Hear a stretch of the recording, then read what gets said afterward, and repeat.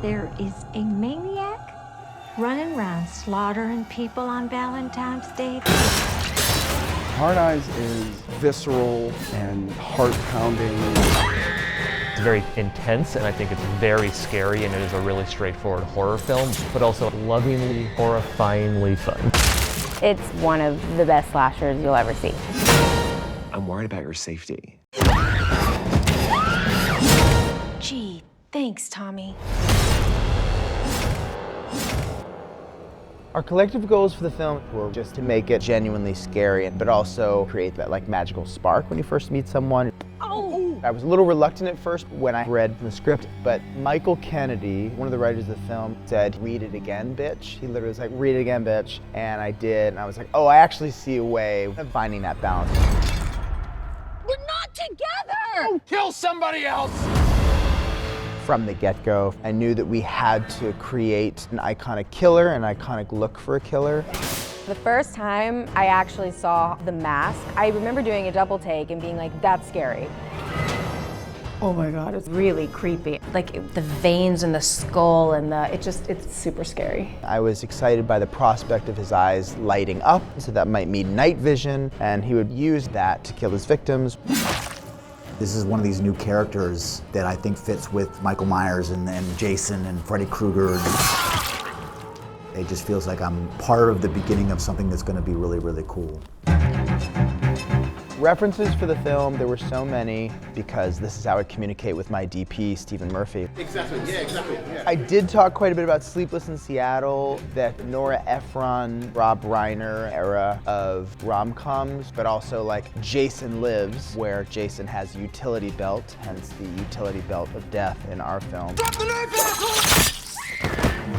Those references could sound absolutely unhinged in any other circumstance, but I think we wanted there to be a texture to the characters that weren't just like, they're hot and we want them to get together and we want them to run and be cute when they scream.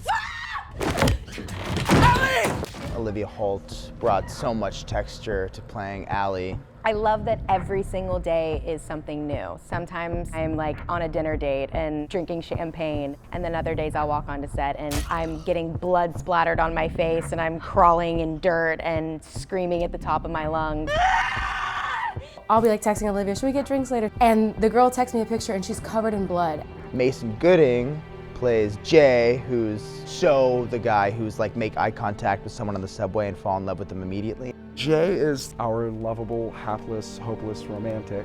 As an entity, as a person, he puts love first. And I think that combo made for a nice meet cute of potential soulmates. Do you know what we just did? Yeah, we led a couples killing maniac to a... 2 and all you can kill buffet. Shooting the drive-in scene was probably the most exhilarating and initially terrifying sequences I've ever shot. It was 165 extras, 50 picture cars, blood, stunts. Just generally creating a sense of spectacle. Shut up! Shut the fuck up! Shut up! The sequence in what we call the beater van, it was literally all departments coming together. Production designers, props folk, intimacy coordinator, prosthetics. It was just like the sex part of it, the actors just kind of going for it, but then also for like the mechanics of this mannequin with blood tubes coming out of it. The kill in the back of the van was a shot that Josh had storyboarded very specifically from our earliest conversations. He really wanted to connect the main characters sitting in the front of the van to the characters sitting in the back of the van by getting the camera to travel through the back of someone's skull. It was logistically complex, but it was something that we all knew we could do, well.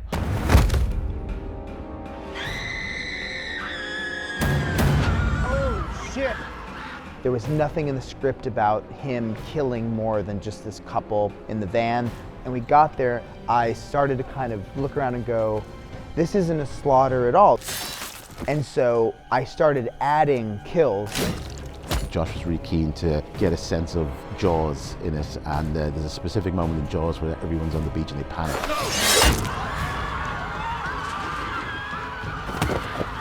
Steve McQuillan and the whole stunt team is just like hands down the best stunt team I've ever worked with. It was always great, and here's another idea, and here's how to make it better.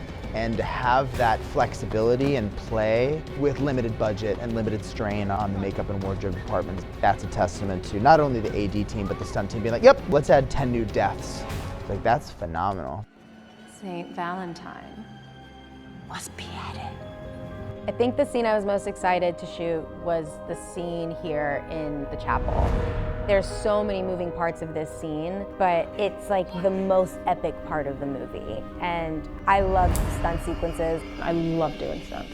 You just exhaust yourself and you're memorizing a dance and then everyone's working together and it's really, really fun. I mean, there's probably like 25 rigs that we're setting up in this scene itself, but it's been the most thrilling and the most exciting one for sure. Olivia had this stunt and I was like, girl, were you a gymnast? Because she just like did it and blah, blah, blah, and just like landed perfectly. And now after every stunt, we're like, and landing.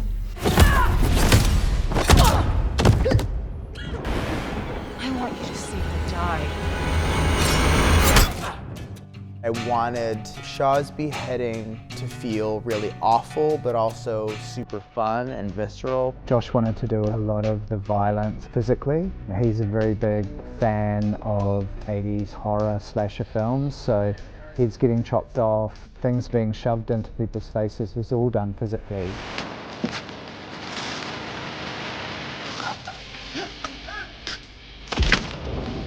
The Shaw's beheading, we created a prosthetic that sat underneath the costume. Special effects put their blood rig inside of it. Props created this amazing statue that's right behind us here with a sword that's actually going to be coming out of her neck.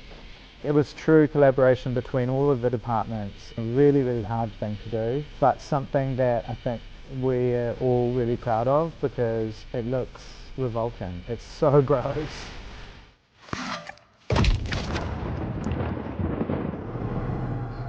I feel comedy and horror have a lot of similar execution elements, whether it's timing or setup. Punchline in comedy being a joke, punchline in horror being a death. Whether I was in it or not, I knew it was a movie I wanted to watch. I have had the best experience making this movie.